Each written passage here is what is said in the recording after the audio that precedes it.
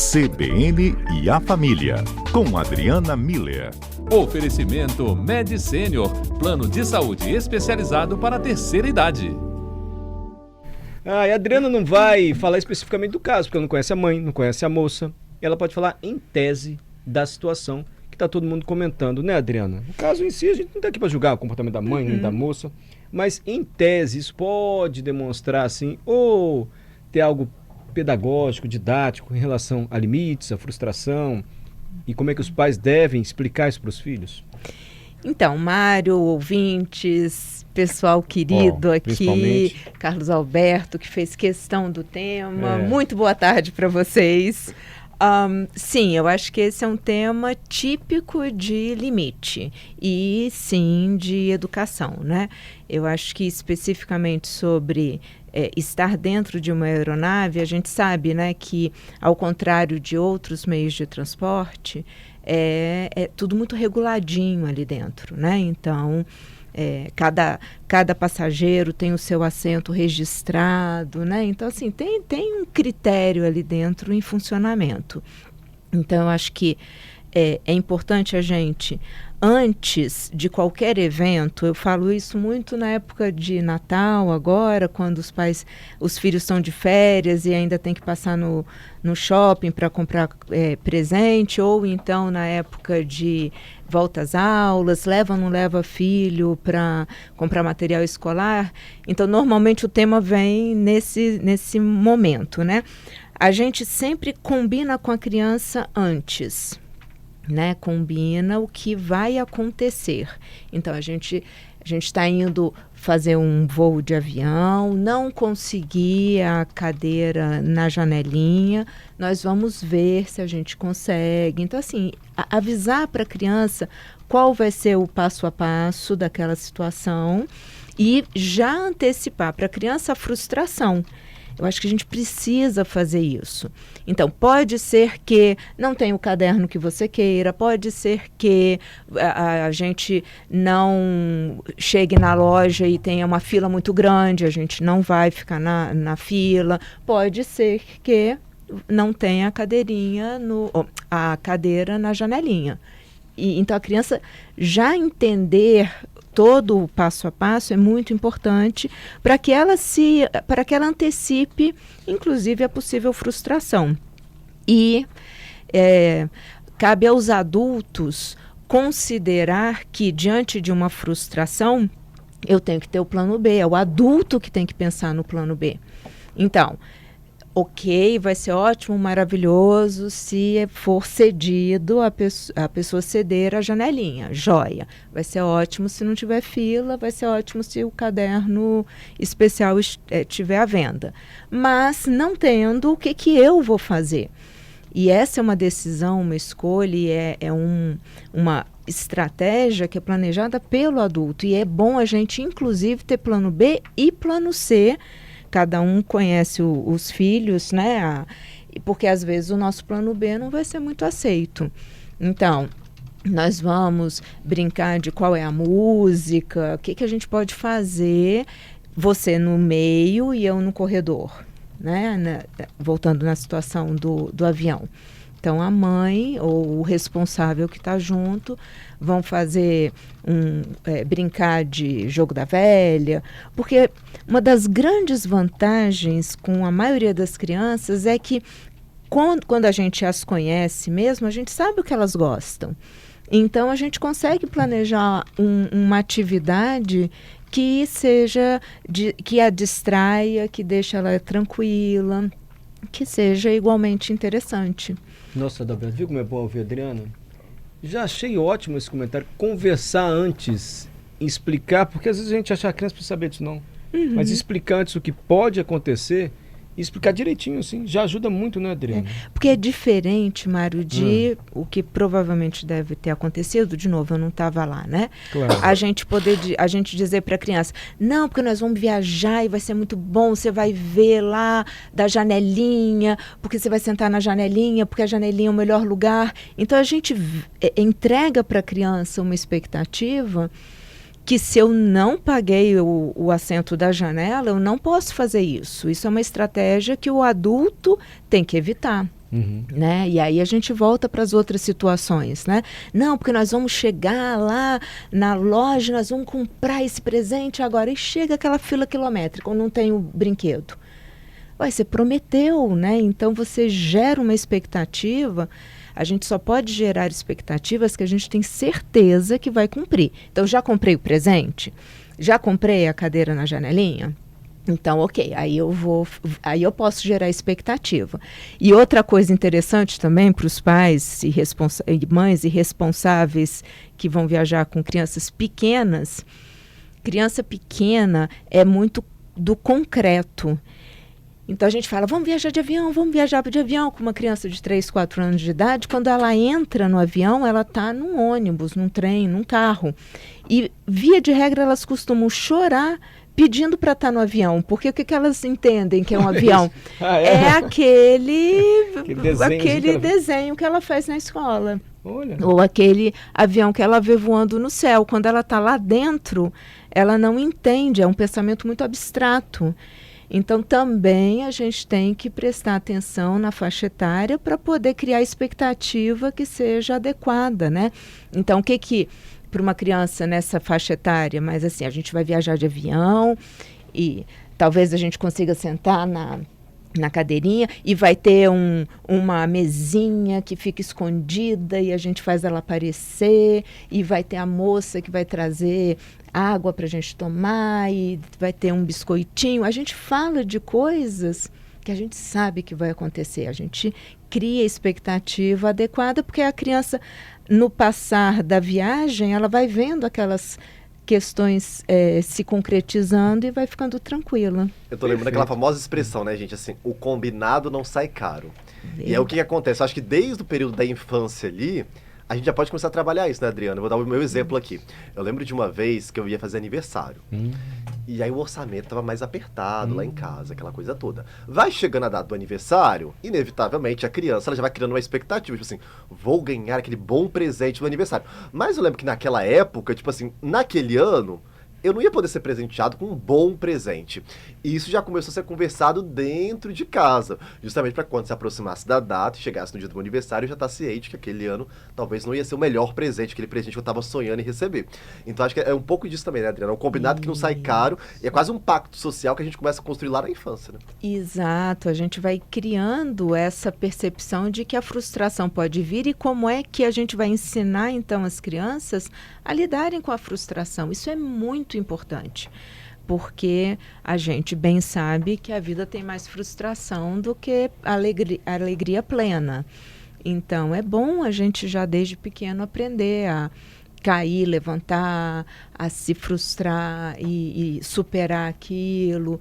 E essas estratégias na infância têm que vir dos adultos com essa ideia do combinado não sai caro. Viu que maravilha? Então, desse caso polêmico, já tiramos aqui um aprendizado com a terapeuta familiar e psicóloga Adriana Miller. Só para encerrar de vez esse caso, daqui a pouco a Adriana vai falar do Dia da Família, você está ansioso, né, Adalberto? Você pode também, Adriana? Posso. Comentar o comentário do Adalberto? Claro. Eu acho péssimo quando eu falo comentar o comentário. Analisar o comentário. Mas eu fiquei com uma dúvida sobre. assim, Adalberto, que eu preciso de perguntar. Vai. Você esperava ganhar qual presente e com o orçamento estava vencido, qual você acabou ganhando? Assim, você queria uma bicicleta, saiu com radinho? Você queria um bolo grande, ganhou um cookie? O que aconteceu no seu aniversário frustrante? Eu queria ganhar, eu lembro que era um tabuleiro de xadrez. Chique. De vidro. Mas você joga xadrez? Nunca joguei. Pra que você não queria sei isso? jogar xadrez. Ainda bem que se frustrou. Mas é porque provavelmente eu vi no intervalo de algum programa Você infantil queria aquilo. da Xuxa, da Eliana, que eu achei bonito. E você ganhou o quê? Um jogo de dama de R$10,99. Em vez de jogo de xadrez. Pra você ver como eu fiquei tão frustrado que eu não lembro que eu ganhei, mas eu acho que deve ter sido algum Deve ter sido tênis, um alguma dominó, coisa. Assim, mas teve uma boa notícia depois que eu lembrei. Porque eu ganhei esse tabuleiro de xadrez depois de uma tia minha. E você aprendeu a jogar xadrez? Nunca Então dá pros outros esse jogo de xadrez. Pra que você quer já- isso, criatura? Espero que ela não esteja ouvindo, mas esse tabuleiro, inclusive, como ele era de vida, ele quebrou. Então, assim. Mas Mas com frustrações são boas também pras pessoas? é porque ele era imponente, as peças eram de Você vidro. fazia o que com isso, Adalberto? É porque eu achei bonito, eu achei que eu fosse jogar bem, entendeu? Bem frustrado. Acho que seu pai te frustrou. Correta, devia te frustrar É de porque de boas propósito. frustrações também, a gente tira lições pra vida. A minha lição pra vida talvez foi o quê? que eu não era uma pessoa boa pra jogar xadrez, claro. de raciocínio lógico, entendeu? Aí eu fui pra outra área. Tá bom, só pra você quer comentar da frustração de Adalberto? Pula essa parte, né, do xadrez. Só pra encerrar a história do avião também, o Alberto, porém, falou que o pessoal de A Gazeta ouviu advogados, juristas... Eu conversei pela manhã, Mário. Não foi o pessoal de A Gazeta, foi ele. O próprio Alberto, porém, pois não, Eu porém. conversei com 2 advogadas sobre o assunto. A primeira, mais diretamente com direito penal, e a outra com direito do consumidor. A primeira, a Fernanda Módulo, disse que essa gravação e a publicação correspondem exatamente a uma exposição indevida da imagem da passageira. Olha. Ela ressaltou que não havia autorização ou relação, por exemplo, como amizade. Se eu te conheço e faço um vídeo, é diferente desse caso, já que elas nem se conheciam. Então pode ser dano moral? Pode ser dano moral. E aí o que eu perguntei a ela, pode ser dano moral? Pode. A Justiça Estadual é a instância responsável por avaliar esse caso. Ela deve contratar um advogado ou acionar a Defensoria Pública e ela tem até 6 meses para entrar na justiça contra ela. Agora, o que eu descobri nesse meio tempo, de acordo com a professora Magali Gláucia, há indícios de difamação e até injúria. Há possibilidade também de prisão. Nossa. Porque difamação tem uma pena de até 1 ano de prisão e no caso da injúria, caso seja provado, de até 6 meses. É verdade que é incomum, mas há essa previsão. Então, além do dano moral, também cabe a prisão de até 1 ano e meio. Nossa Senhora. A especialista disse que é incomum, mas pra gente notar como isso pode chegar a gravidade disso, né? Quero crer que a mãe, depois dessa repercussão, avaliou bem o caso, pensou melhor na situação, enfim.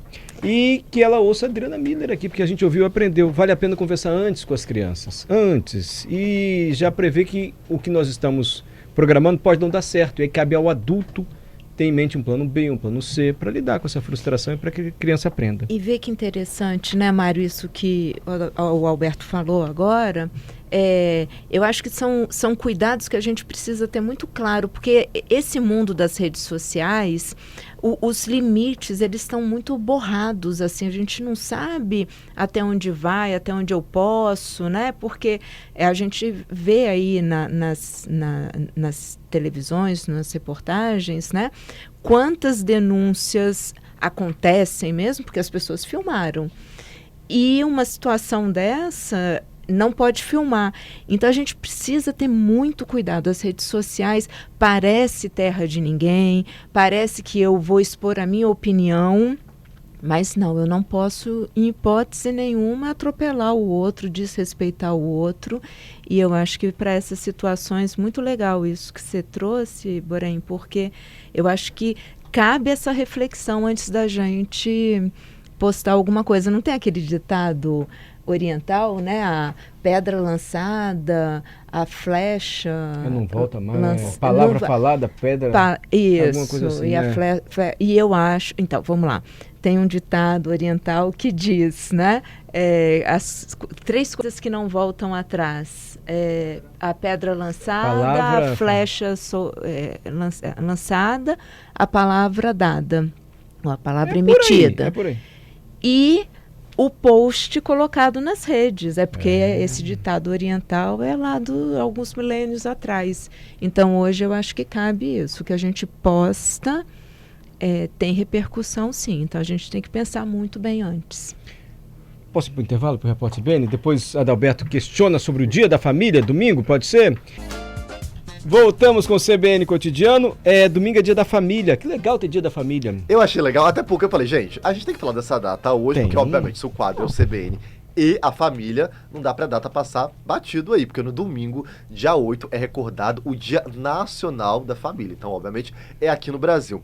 Aí eu propus esse desafio para a doutora Adriana. Doutora Adriana, será que família, nas suas diversas configurações que a gente tem hoje, é tudo igual, só muda de endereço, os pontos positivos, negativos, enfim? E os vários modelos de família também, né? Adalberto, você escolheria a música do Padre Zezinho? Nossa. Que a família comece... Ou você escolheria a música dos Titãs para falar de família? Sabe o nome dos Titãs? Família, papai. Qual música você escolheria? Deixa eu ver seu perfil. Titãs, com certeza. Padre Zezinho, que me perdoe, você escolheria Titãs. Então, eu vou contrariar. Eu acho que eu ia de Padre Zezinho. Porque essa do Titãs eu acho ela muito batida. Só assim, por isso, né? Eu acho ela meio clichêzona. Tá bom. Desculpa, Adriana, explicando parênteses, mas enfim, Adriana, Dia da Família é bom celebrar, né? E a Adalberta pergunta, família ainda é tudo igual? Uhum. Então, O ainda é importante. Houve um tempo em que as famílias elas eram mais tradicionaisinhas, a gente entendia melhor como elas funcionavam. Mas vê só, eu fiquei pensando nessa pergunta do Adalberto, e claro que não, família não é tudo igual, né? Eu acho que cada uma tem a sua especificidade, né? Então, tem vários modelos, formas e jeitos, né, de estar e ser família. Mas eu fiquei pensando em alguns aspectos que, sim, existem em todas as famílias. É um pouco o que a gente, no consultório, busca quando está conversando com as pessoas, né? Então, eu tento entender quem é a família dessa pessoa, né, que está ali comigo, conversando. Uma das coisas que eu sempre busco é quais são os padrões de relacionamento dessa família, né? Como é que eles se comportam, o que eles gostam de fazer juntos, em quais momentos. Então, por exemplo, tem famílias que vão se reunir agora no Natal. Tem famílias que não estão nem aí com o Natal, assim, né? Seja porque não são cristãs, né? Então realmente não tem para que nem por que comemorar, celebrar Natal. Mas às vezes são cristãs e não tem esse ritual do encontro da família toda. E então esses padrões, eles são muito específicos de cada família, geram alguns rituais e principalmente geram expectativas.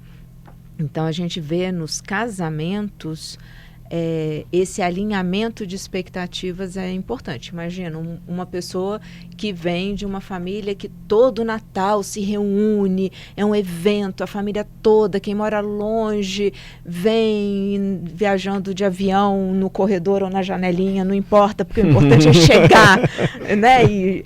E aí casa com uma pessoa que a família não está nem aí, vai dormir dia 24, vai ficar acordado até virar meia-noite. Não, né? 25 é uma comida como outro dia qualquer. Imagina a expectativa de um, expectativa do outro e, consequentemente, a frustração e o alinhamento que essas pessoas têm que ter. Então, acho que padrões são bem comuns, é algo que a gente precisa estar atento, né? Os valores, a gente sempre fala isso muito aqui, né? Então tem famílias que valorizam mais o trabalho, tem outras famílias que valorizam mais o estudo, outras valorizam mais o tempo juntos. Então esses valores também podem mudar bastante, né? E outro ponto que tem sempre em todas as famílias são os vínculos afetivos. Tem quem a gente gosta e tem quem a gente não gosta. Eu acho que esse ponto específico, Mário, é algo que a gente precisa considerar mais nos dias atuais, né? Eu acho que faz parte dessa construção de reflexão, né, da sociedade mudando e tudo, a gente respeitar que a gente pode não gostar de uma pessoa da nossa família, porque a gente não precisa gostar só porque é da família, né? A gente gosta de pessoas que têm afinidade, que pensam igual. O que a gente precisa, sim, e aí voltamos aos valores, é ter respeito, né? Então, respeitar o outro. A gente falou aqui já em algum outro momento da história do porco-espinho, né? Então, qual é a distância segura que eu vou ter das pessoas com as quais eu não tenho tanta afinidade, mas eu vou estar naquele ambiente se faz parte do padrão familiar, fazer esse ritual de encontros e tudo. E eu acho que é isso, a gente entender quem é a minha família, quais são os padrões, quais são os valores, quem são as pessoas que eu gosto. E domingo a gente poder celebrar a nossa família. Isso, né? Interessante você falar isso, porque eu estava vendo o programa da Angélica, que estava falando de família. Você viu? Aí tava lá o Fábio Porchat, e ele falou que, olha, mas não é porque é da família que é bom estar em família não, viu? Às vezes tem família que faz mal pra pessoa, não faz a pessoa progredir, então larga pra lá, vai viver com a família, você escolher na vida. E a gente sempre tem essa ideia, não, família é sempre bom, tá junto, é seu familiar, é seu parente. E agora você falando isso, você está meio que corroborando o que ele disse lá no programa. Isso, eu acho que é importante a gente ter essa clareza, né? E, de novo, a gente não está falando de brigar, de, né, tentar ter uma discussão para ver se resolve. Não, é entender que, pera lá, né, essa pessoa não faz bem, como você está falando, né? Não me incentiva, não me estimula, o que eu vou então compartilhar com essa pessoa nos momentos em que temos que estar juntos, né? Porque senão a gente cai no papel do chato que não vai em nenhum encontro e perde às vezes a chance de estar interagindo com pessoas que talvez pela idade ou por uma questão de saúde já vão partir, né? A gente depois fica lamentando que, poxa vida, né? O último Natal que eu podia ter encontrado meu avô e não fui porque eu estava brigado com fulano. Bobagem. Vai na cozinha, você vai senta na mesa. Quando ele for para a mesa, você vai para a varanda. Primeiro que o apartamento é pequeno. Eu ia falar, Mário, nesse caso aí vai ser um pouquinho mais difícil dependendo do tamanho pequeno, do lugar. Café, fica perto de uma pessoa que você gosta, interage com quem você gosta, não precisa ficar dando atenção e fazer sala, né? Para a pessoa, a não ser que você seja um anfitrião, aí é outra história. Débora mandou aqui, ó, existe família de sangue e família do coração. Isso. Débora, nosso ouvinte. Adriana, é sempre bom ouvir a Adriana Mira. Quando ela vem aqui no estúdio, então, todo mundo levanta, abraça a Adriana, tão querido. Os ouvintes também te adoram, tá, Adriana? E a recíproca é totalmente verdadeira.